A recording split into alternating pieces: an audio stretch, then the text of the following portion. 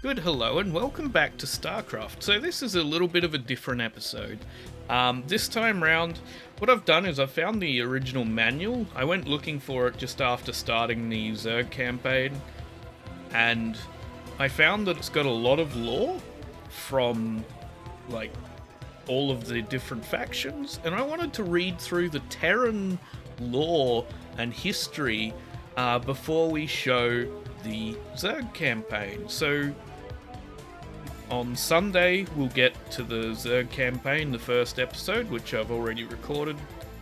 But right now, we're going to just read through the manual together with the lore. If you don't want to know the lore and you don't really want this bit and me going through it and reading it, this is for the first time. I have never read through the manual before.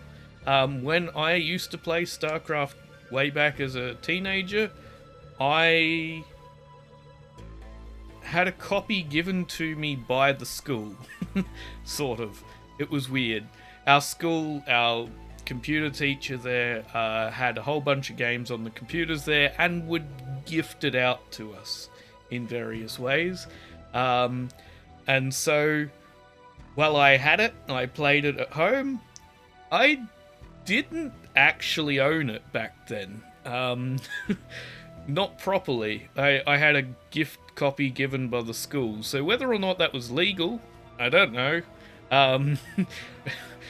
It may or may not have been, but I was a teenager, and it wasn't really, I wasn't really knowledgeable either way on that. So the copy of it I had then obviously didn't have the manual. So I've never read the manual before. And so this is going to be the first time going through some of this lore. So yeah, let's get started. So here we are, front cover of the manual. I went looking to see if there was a colour version of this. I couldn't find one. So we're just going to read through the black and white copy as a result. So we're going to skip through this because what I found was the lore further down. There's some really nice art of some of the Zerg units and things though, like here we go, let's find, there was some other nice bits, there we go. That's a Protoss High Templar, it says. Looks really cool in here. And then, here we go, Terran. Okay, so Terran history, the decline of Western civilization. Through technology and world culture, although technology and world culture progressed rapidly throughout the 20th century, their advancements paled in comparison to the seemingly reckless leaps that would follow. By the end of the 21st century, mankind had seen bold and unprecedented changes within the world.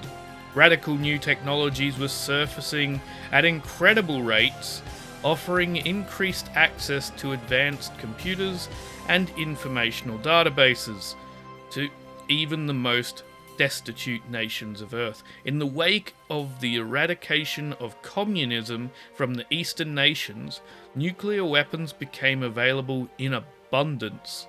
The international power structure, once defined primarily by the acquisition of capital and military superiority, was blasted apart as third world nations rose to challenge the economic and military might of the world's superpowers. As the manipulative sciences of cybernetics, cloning, and gene splicing rose steadily into the public forum, militant, humanist, and hard-lined religious groups challenged the rights of private interest corporations who profited from genetic experimentation.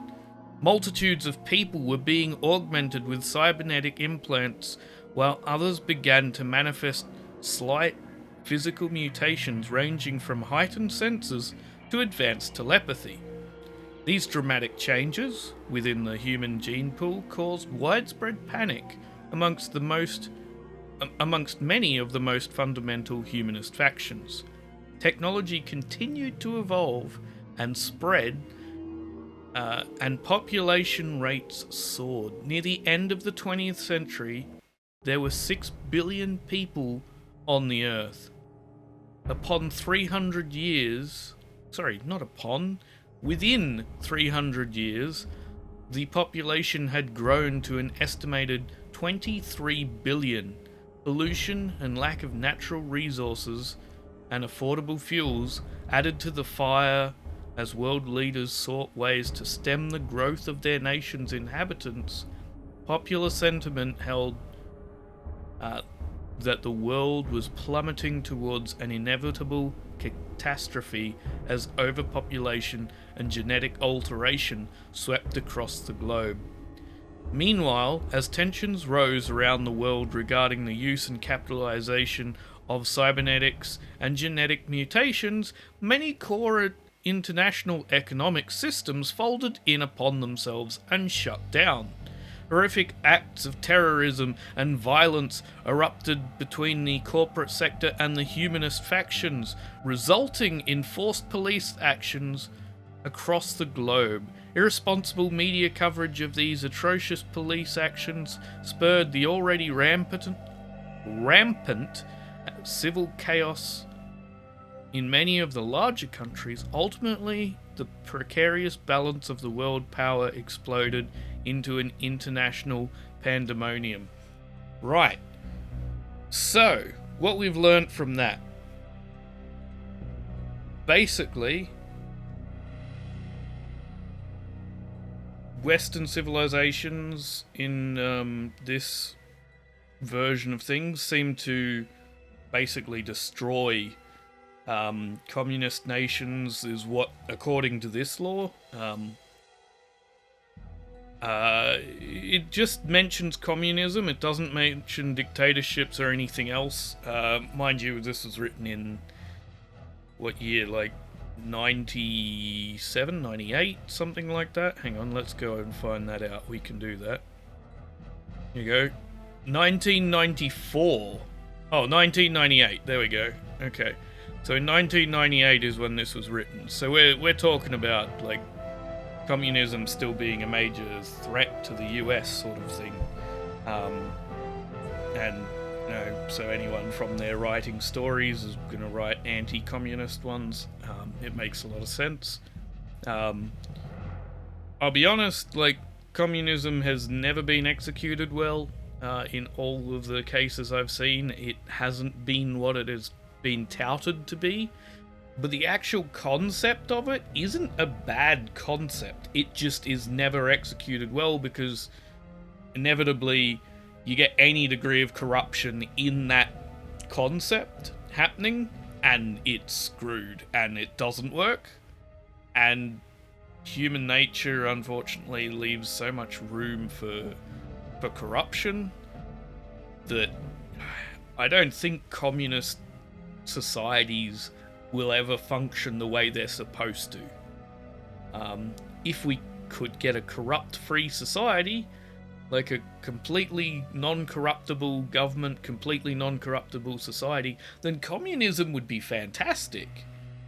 But we can't get that, and as a result, it's going to always be terrible in terms of its execution, because it won't be what it's meant to be in terms of the policies and the let's all look out for each other sort of mentality that is what it's supposed to be based on, according to like the philosophies and various things of it. But yeah, we're not going to get it to be that. So in this particular version of Future of Earth, I guess, according to the StarCraft Terran sort of laws, communism was stamped out entirely. Then cybernetics, cloning, and gene splicing rose to prominence, with corporations sort of becoming major powers. And then there seemed to be this sentiment against those corporations and an uprising by the sound of it. An overpopulation happened shortly thereafter, and the tensions rose, and ultimately balance of world power exploded into international pandemonium. So I'm guessing people turned on each other, people turned against the corporations, people turned against other countries, and it just sort of massive chaos in the world. And then, we get into the next chapter of this, and it's the New Order. On November 22nd, 2229, the United Powers League was founded. The UPL was to become the ultimate incarnation of the vision of unified humanity held by the now defunct United Nations. This new order encompassed and controlled close to 93% of the Earth's population, failing only to bring order to a few volatile South American states. The UPL was founded upon the basis of enlightened socialism, but often resorted to harsh facet. Wow, okay. Those two words right after each other makes it very hard to say the second one. Resorted to harsh fascist police actions to maintain public order. The UPL began to... With its control lasting for nearly 80 years, the UPL began to devise a rigid agenda that would unify the various cultures of humanity for a time. Great lengths were taken to eradicate the last vestiges of racial separatism, and the Unitariate Commissions banned many of the world's oldest religions. English was designated as the common tongue of the planet, replacing many ancient languages that were subsequently banned in their native countries. That's some bullshit. You're trying to remove racial separatism, you're trying to remove racism by basically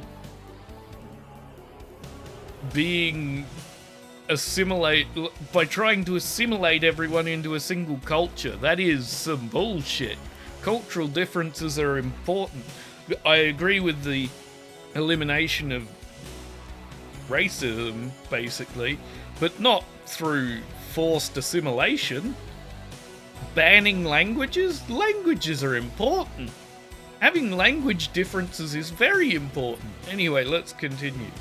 Although religions were officially banned by the UPL, the organisation held the utmost zealous belief in the supposed divinity of mankind. Oh, that's the other part we read, was that they were banning religions? I'm sorry, you can't do that. That's some bullshit. Terran sucks. Like, everyone's entitled to their own belief. I myself am a Christian. I'm not saying that anyone else has to be if they... Like, I'm not going to push anyone to be anything. But, like, this is some bullshit. You can't... Like, belief is there for a reason. You can't... Banning it, all it does is cause various people to go underground with it and try and hide it. Look, you might be atheist, you might be Muslim, you might be Buddhist, or any number of other things, or you might be Christian like me, I don't know.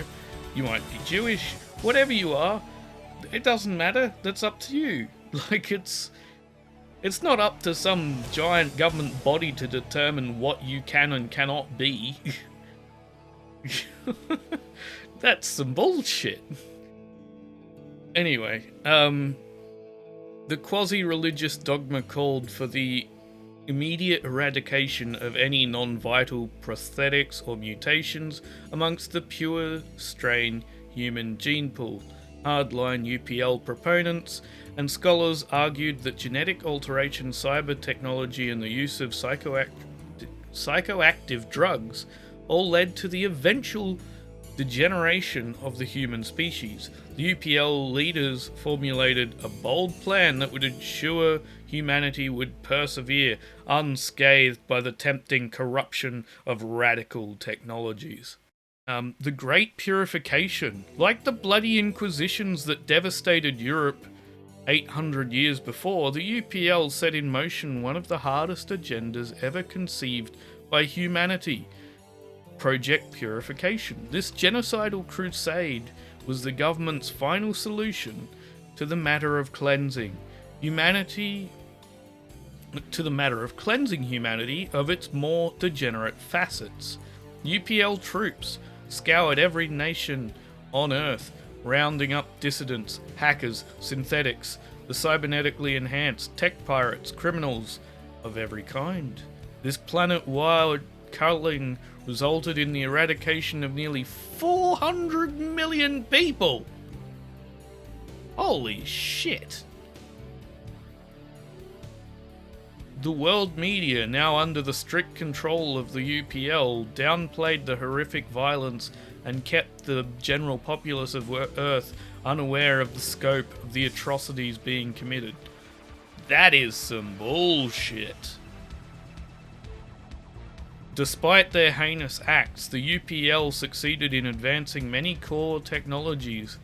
Fields of research that had lain dormant for decades were opened again under the UPL control. The space exploration programs of the mid-20th century, abandoned by American and Russian governments due to drastically reduced budgets and incessant political sabotage, became the basis for a new era of exploration for humanity. The coupling of cryogenic hibernation with warp drive technology resulted in the ability to travel amongst the stars. Within the span of 40 years, the UPL founded colonies upon the Moon and many other planets within the Terran solar system. During this period, a brilliant young scientist named Doran Ruth made plans to consolidate his power within the UPL. Uninvolved with the vulgarities of Project Purification, Ruth was obsessed with founding colonies upon the world found beyond the Terran sector. Ruth was convinced that the discovery of new mineral and alternate fuel sources on the outlying worlds would make him the most influential man on Earth. Though his political connections and personal fortune, Ruth was able to secure thousands of UPL prisoners to use as guinea pigs for his secret plans. The prisoners slated for mass execution under the Edict of Project Purification were transported to Ruth's private laboratories. Ruth, planning on sending the prisoners off to colonize the outlying worlds, had his science crews prep nearly 56,000 people for long-term cryogenic hibernation, cataloging the various mutations and cybernetic enhancements of the prisoners. Ruth input all of the data into a revolutionary supercomputer. This artificial tele-empathic logistics analysis system, known as Atlas, then processed this genetic information and was able to predict which of the prisoners would be able to survive the trial to come. Only 40,000 of the prisoners were deemed viable to survive the rigorous conditions. Hang on, what do you mean only... Oh. Of the 56,000, only 40,000. So there's only 16,000 who couldn't. That's a pretty good selection. I mean, it's not great that they were doing this to begin with, but you picked fairly well if it's only 16,000 of the 40,000. That's... roughly doubling it. That's... give or take...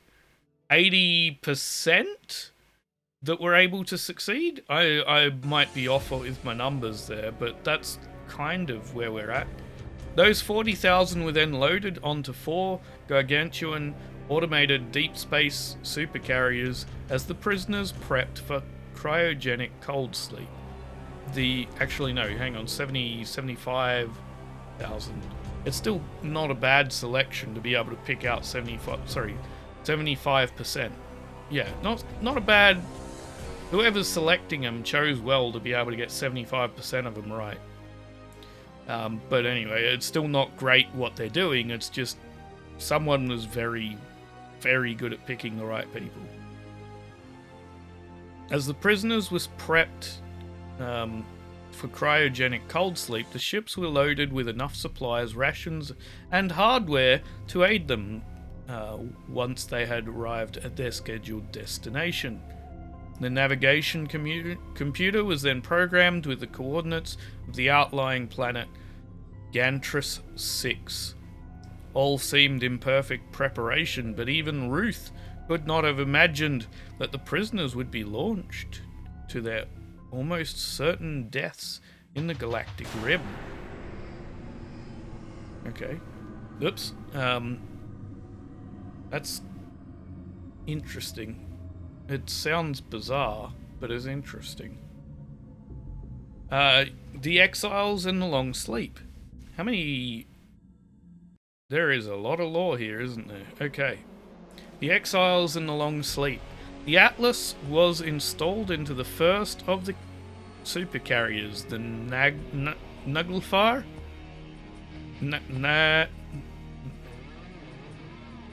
That doesn't say Naglfar, does it? Naglfar.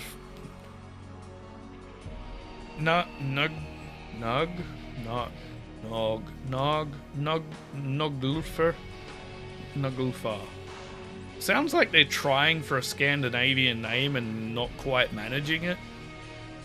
Naglfar. 3 other carriers, the Argo, the Serengo, and the Reagan, were programmed to follow the Naglfar as it was launched into the void of space towards Gantris 6. Over the course of this journey, which later generations would call the Long Sleep, Atlas continued to monitor the humans kept in cryogenic stasis, evaluating the numerous mutations and enhancements found within the prisoner's gene pool. Atlas became aware of a powerful mutagenic strain that once existed in some of their DNA. While this mutation was found to reside in less than 1% of the prisoners, it seemed to augment the latent psionic potential within the human brain. Atlas calculated that should the prisoners survive their new environment, many of them might benefit from this psionic mutation within only a few generations. These findings were recorded and relayed back to Earth, straight into the logs of Dory and Ruth. Originally scheduled as a 1-year trip, their voyage took a turn for the worse. At some point during the journey, the navigational systems linked to Atlas shut down, erasing not only the coordinates of Gantris 6, but those of Earth as well. The 4 ships carrying the hapless cargo in stasis barreled blindly through space at warp speeds for nearly 30 years. Eventually, the warp engines of the 4 supercarriers reached critical meltdown. After 28 years of warp travel, the huge ships have emerged into real space near the edge of a habitable star system some 60,000 light-years from Earth. Their engines destroyed, their life support batteries nearly exhausted, the ships engaged their emergency protocols and plummeted towards the nearest habitable world in the system. Okay, so for 28 years they travelled through warp space, through subspace, warp, drive, whatever, and they went 60,000 light years. That means that each year they're travelling 10,000 light years a year? That's... let's see, that's 10,000 light years a year. That brings it down. We divide that down by... hang on, I'm going to use a calculator real quick. 10,000 light years a year. That's 27 light years a day, give or take. 27, 28 light years a day. That's impressive. That is very fast warp travel. It's not as fast as something like you'd see in Stargate, where they go in ludicrous speeds eventually. but that's still very impressive. Near at 27 light years a day. So the nearest star to Earth, stars plural, it's a trinary star system, would be Proxima Centauri, Alpha Centauri, Alpha and Beta. They're all trinary star system, and that's 4 light years away, which means you could do that in a matter of 27 light years a day. That's less like 3.5 hours, I think. That's about right. I might be wrong a little bit on that math, but that's 3.5 hours to travel to the next nearest star system. That's pretty good. Anyway, plummeted towards the nearest habitable worlds in the systems. In the system. Okay, Reagan and the Serengo crashed upon the world that would be named Umoja, the Serengo, which had suffered massive systems failures during its atmospheric descent, smashed into the planet, killing all of the 8,000 passengers. The Reagan was more fortunate, making a controlled descent and landing safely. Once the ship had landed, the cold sleep chambers were deactivated and the surviving passengers slowly awakened. The passengers, attempting to discern where they were and how long they had slept, found that the Atlas systems, had somehow erased all knowledge of their journey from their computer banks. Iago landed upon the red world of Moria. It's of Moria. I like the dwarven settlement in Lord of the Rings. The mines of Moria. Okay, that is where the Argo landed. Its passengers met with the same fate as those aboard the Reagan. As all information regarding their current status was erased, only the passengers of the Nagalfa could access their ship's computers to discern their plight. They accessed Atlas directly and confirmed their growing suspicion that they would never see Earth again. For although they had landed on a temperate world of Tarsonis, the Nagalfa was damaged beyond repair. The surviving exiles, now spread across 3 worlds, began to salvage their wrecked ships in an attempt to find refuge in their new surroundings. So, from this, I'm gathering that, like, Earth is still somewhat existent entirely separate from this, that these different groups landing on these 3 worlds might be the origin of the Terran in this universe, and that, in this game series. That's some interesting art. And if that's the case, then Earth could be out there entirely separate and developed in a very different direction. The Confederacy and the New World. The inhabitants of each planet worked to survive in what they termed the New World, unaware that their fellows also thrived upon the other worlds in the system.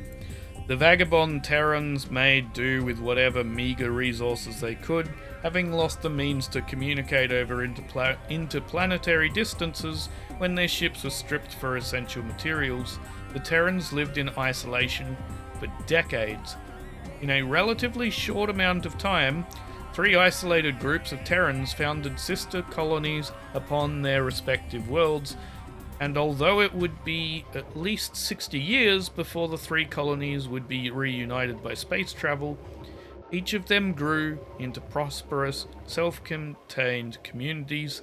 Tarsonis, the largest and most technologically advanced of the colonies, soon developed second-generation sub-warp engines. This allowed their ships to explore the myriad barren planets of the surrounding star system, and eventually led them to find the other survivors of the long sleep. Once reunited, the 3 colonies benefited from mutual trade and commerce treaties. Although Tarsonis kept pushing Umoja and Moria to join the conglomerated government, the two colonies steadfastly refused. The fleets of Tarsonis continued to explore the Terran patch of space that came to be known as the Koprulu sector. Koprulu sector, sure, okay. It's a weird name. Founding prosperous colonies upon seven worlds within the system enabled the military of Tarsonis to grow by leaps and bounds. Hang on. Okay. The reason why I think Koprulu Systems Sector is a strange name is because we're dealing with they explained earlier, they banned other languages other than English. And you've got things that are very, very much based on probably African, I would say. Koprulu, maybe? Could be wrong. It might be based on, like, some other language. But it sounds like it's based on one of the African languages, like, Zimbabwean or something like that. I don't know precisely. It's just, it kind of has that feel to it. And for a society that has banned languages, it seems weird that they would then be naming things after this stuff. And the same goes with Umoja. Although that could very much be some person obsessed with emojis deciding that they wanted to name a planet after it. Weirdly, emojis didn't even exist when this game was created, though, so it doesn't really make sense that. But also, emojis were originally called emoticons, and Emoji was one of the companies that created them, and then became the common name for them. I still prefer to call them emoticons because I'd rather not give credit to a single company, even though because there were other companies that also made them. I don't even know if that company's still in existence or not.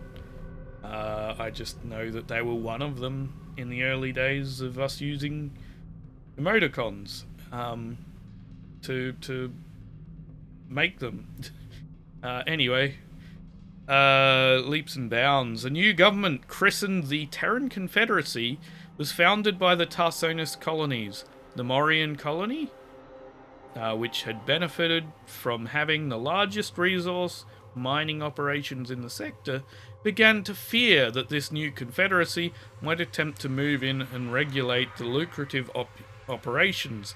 Thus the Kelmorian Combine was formed, a shady corporate partnership that would supply military aid to any mining guild that was oppressed by the Confederate policy. Tensions rose between the Confederacy and the Combine, leading to the outbreak of the Terran Guild Wars. The Guild Wars lasted for nearly 4 years, with the Confederacy eventually negotiating, inverted commas, peace with the Combine. Although the Combine retained its autonomy, almost all of its supporting mining guilds were annexed into the holdings of the Confederacy. The Umojan colony, after seeing what blatant abuse the Confederacy was capable of, founded the Umojan Protectorate. This nationalized militia would work to keep its colony free from Confederate tyranny. In the final analysis, Guild Wars assured the Confederacy its position as the... In the final analysis, the Guild Wars assured the Confederacy in its position as the dominating factor that would within the Terran power structure. The might of the Confederacy continued to grow as its prospectors claimed world after world with their reckless expansion. Pirate groups and radical militia organizations began to spring up more frequently as Confederate enforcement agencies continued to abuse their citizenry. One of the greatest examples of revolt against the Confederate policy was the rebellion of Korhol. The Sons of Korhol. We're getting into that. Okay. So the Confederates were basically wanting to rule everything. The Rebellion of Korhol. Korhol was one of the core Confederate worlds originally settled by the Tarsonian colonists. A world of affluence and enlightenment, Korhol contributed greatly to the military and technological advancements of the Confederacy, although the Confederacy benefited from Korhol's continued productivity. The citizens of the colony resented their forced affiliation with the often corrupt Confederate senators. Attempting to retain their independence, the citizenry of Korhol instigated numerous riots against the local Confederate militia. The Confederates responded in kind and declared martial law throughout the colony. This only seemed to agitate the populace even more, escalating the already rampant civil chaos. The Confederates believed that if their most treasured and pampered colony could turn against them, then all other colonies might revolt as well. It was decided that on the crisis of Korhol, the crisis on Korhol would be ended by any means necessary. Korhol would serve as a chilling example to all of the colonies in the Confederacy. A dynamic Korholian senator by the name of Angus Mengst, I'm assuming father or grandfather or something to Arcturus, took it upon himself to formalize the sentiments of his fellow citizens. Their cry for freedom was undeniable when Mengst actively declared war against the Confederates. Whipping the people of Korhol into a violent, patriotic frenzy, the senator succeeded in capturing all of the Confederate outposts on Korhol, issuing statements declaring that the Confederacy no longer held any claim over the world of Korhol. Mengst succeeded in garnering the respect and admiration of many of the struggling colonies. The Confederates, seeking to contain the situation, pulled their forces from Korhol and withdrew their fleet from its skies. Mengsk and the other leaders of the revolt, believing that they had won their independence, celebrated their victory over the Confederacy. The Confederates, knowing that a perceived loss to Korhol might instigate other colonies to revolt, planned to retake the planet through subtler means.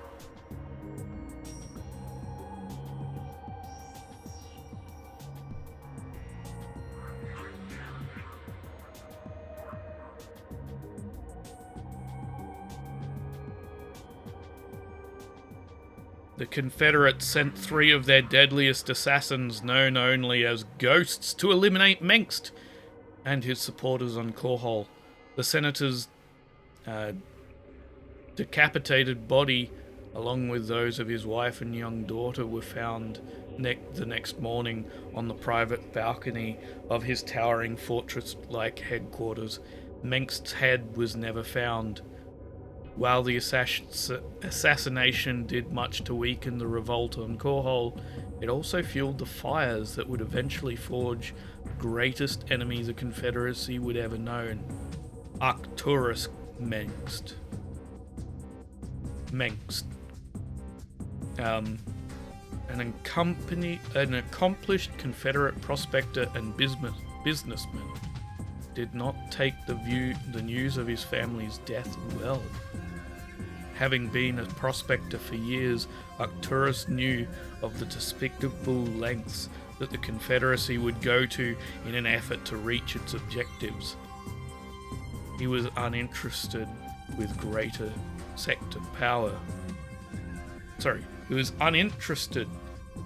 sector politics, and even alarmed and somewhat embarrassed by the actions of his estranged father on Korhol.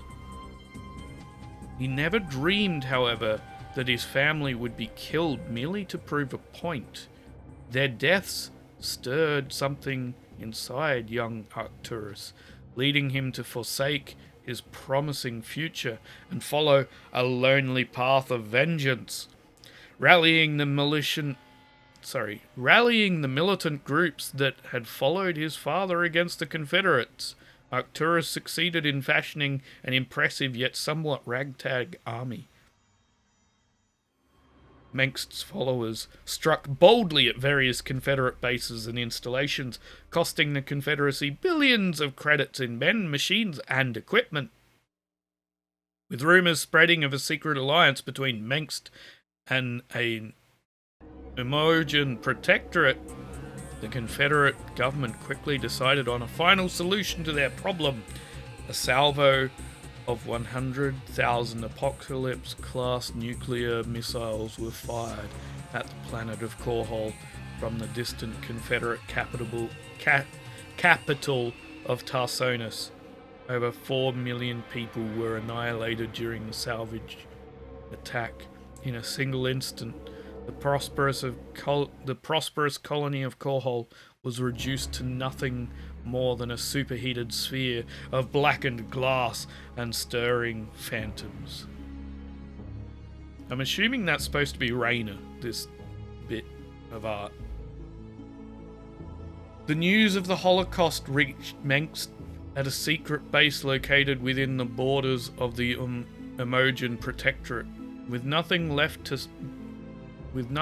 save vengeance, Arcturus and those gathered with him on that sorrowful day pledged a sacred vow to bring down the Confederacy at all costs. Calling themselves the Sons of Korhol, Arcturus and his renegade team of volunteers quickly made names for themselves as the most wanted fugitives in the sector. Striking silently and swiftly, the Sons of Korhol won countless victories over the Confederacy, but with every battle won in the name of justice, Arcturus was portrayed as a madman and a terrorist by the Confederate-controlled media. Most colonies refused to house or provide services to anyone affiliated with the outlaw group. Yet despite seemingly overwhelming odds and scandalous public opinion, Mengsk never gave up the fight against the Confederates. To this day, the Sons of Korhol continue to confound Confederate enforcement agencies as they work to bring about their mission of liberation for the sector. He started on a decent set of grounds. Like, the Confederates were some shitheads. They really were, reading through this. But he I don't know if it came out of trying to prevent anything like that happening in the future. He became what he was fighting. He became the very evil in which he had an issue. War. The various colonial powers and pirate militias continued to spar with the Confederate forces. Although many of the groups were constantly at odds with one another, the overall Terran presence within the Koprulu sector continued to strengthen and expand. These petty squabbles would end soon enough, as the Terran colonies found themselves caught in the midst of a struggle of epic proportions.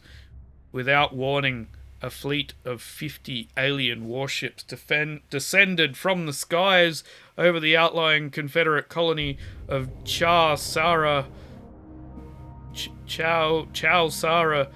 The massive ships opened fire upon the unsuspecting colony, continuing to decimate every inhabited settlement on the planet.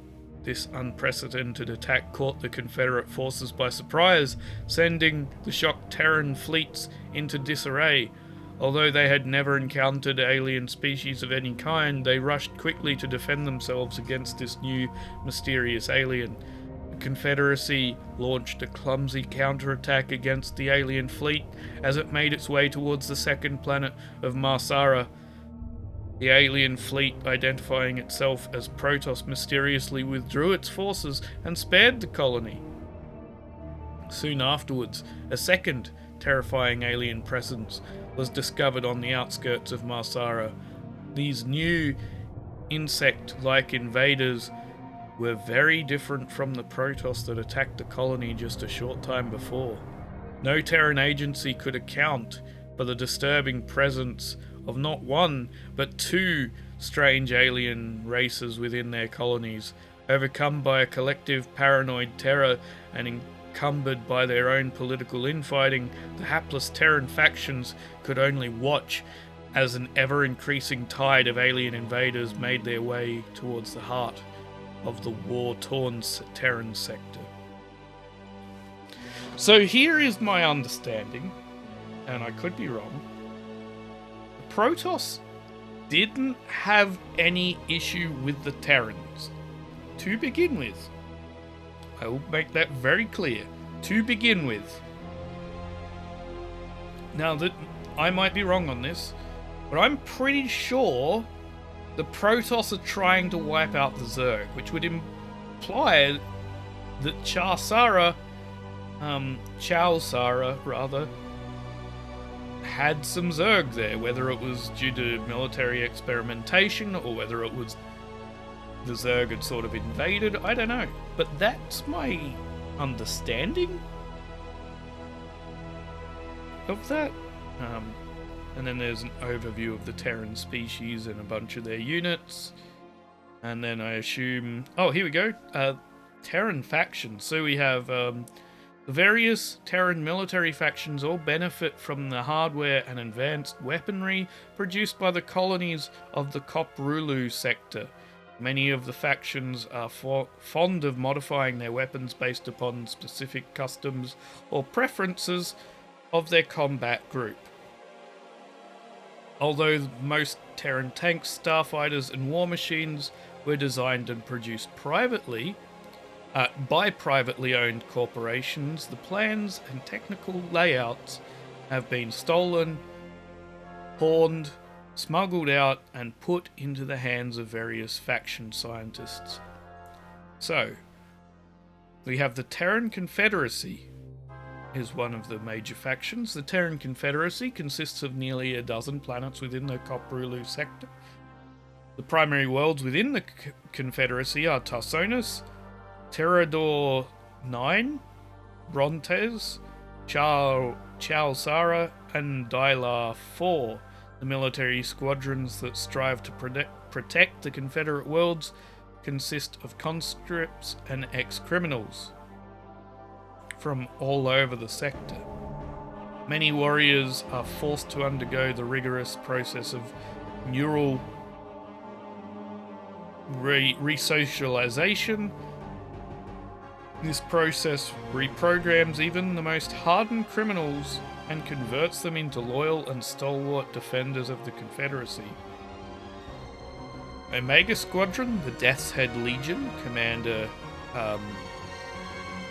is Lieutenant Commander Gregory Rakeson.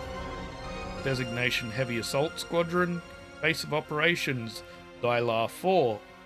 Squadron color, black. The Death's Head Legion is renowned throughout the Confederate space for its unrelenting savagery in battle. Only called upon in severe crisis situations, the Legion's warriors fearlessly enter any battle against the enemies of the Confederacy. The Legion is mainly comprised of ex-criminals who have been resocialized and now selflessly give their lives in service to the society they once threatened. Then we have Nova Squadron, Commander Colonel Jackson Haller. Designation Black Ops Espionage Squadron. Base of Operations is mobile, and they are purple. Mystery and intrigue always seem to surround the enigmatic Nova Squadron. Charged with policing the other Confederate armed forces and gathering intelligence on the myriad pilot militias, Nova Squadron often finds themselves in the middle of some conspiracy, mistrusted and shunned by their fellow warriors. Nova Squadron keeps on the move, constantly seeking to undo the considerable political sabotage and corruption that runs rampant through the government of the Confederacy. And then we have Alpha Squadron, the Bloodhawks. Commander General M. Edmund Duke. Designation: Advanced Tactical Strike Squadron. Base of Operations: Chalsara. Squadron color: white. Alpha Squadron prides themselves on being the first group in and the first group out of any hot zone. Their lightning-quick attacks on unsuspecting enemy encampments have gained them a notorious reputation. Their skill and precision in quick tactical maneuvers is evident as the Their skill and precision in quick tactical maneuvers is evident as the fatality rating of the Bloodhawks is the lowest amongst the Confederate forces. Smoking craters, scorched earth, and piles of enemy bodies are all telltale signs of their ferocity and efficiency in battle. The pirate militias operate outside the Confederate control, lawlessly ravaging border worlds and outlying colonies. Many of the pirate groups contain large, self-supported armies that fund themselves by exploiting vast resource deposits upon many worlds within the sector.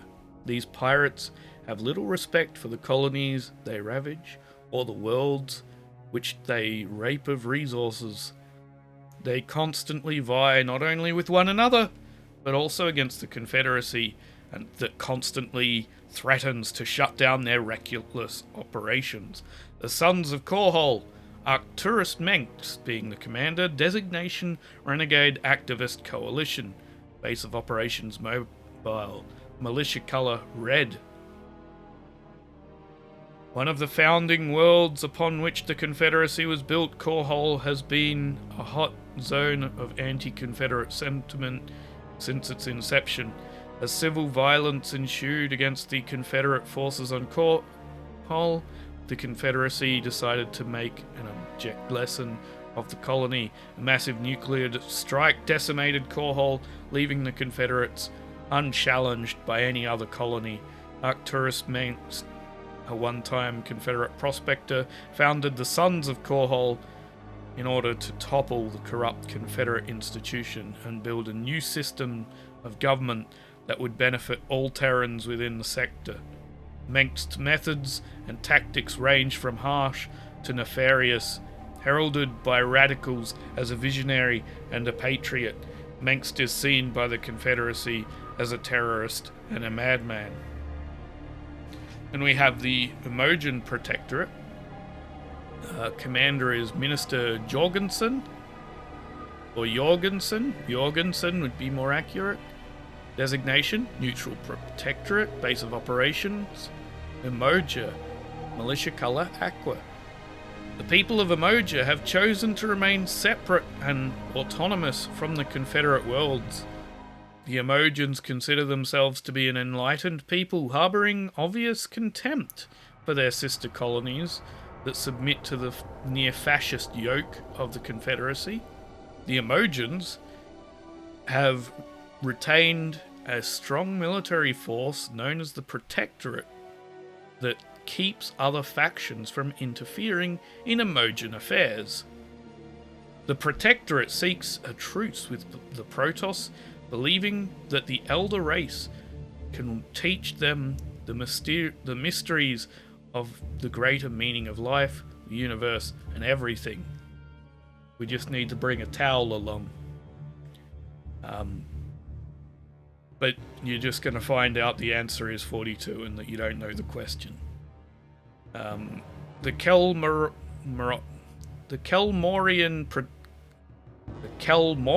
Combine. Commander is General Ma Sakai. Or Gen Ma Sakai? Is it a name or is it a title, that first bit? I don't know. Designation: Mining Coalition Renegade Pirate Group. Base of Operations: Moria. Militia color: green. The Kelmorian Combine is comprised of two powerful organizations, the Kalanis Guild and the Morian Mining Coalition. These two groups both with questionable ties to the Confederacy, have banded together in order to maximize their ability to drain the resources from numerous worlds within the sector. The Combine is the largest non-Confederate organization operating within Terran space. Equipped with thousands of armed troops and hardware, the Combine strictly enforces its myriad territorial operations. It is rumored that the Combine actually supplies the Confederacy with fuel and resources. So great is their political influence, the Confederate forces have banned the Confederate forces have been banned from prosecuting the Combine for any potentially criminal action. And then we're on to the Zerg. So I think that's where we're going to leave it. I don't really want to get ahead of myself and read the Zerg stuff until we've finished the first Zerg campaign. So if you want me to read through the other bits of Terran information, the unit information, that side of things, I can do that, but for the moment, I don't think that's very much needed. It's fairly self-explanatory from the lore we read, what the different units are and what they represent. But yeah, thank you for joining me for this journey through the lore written in the manual of StarCraft. This has been a fun interim episode for me. I hope you've enjoyed it. If you haven't, okay, there's a new episode coming Sunday with the beginning of the Zerg campaign. But yeah, have a good one. Be kind to yourself, be kind to each other, and I will see you in the next video. Bye.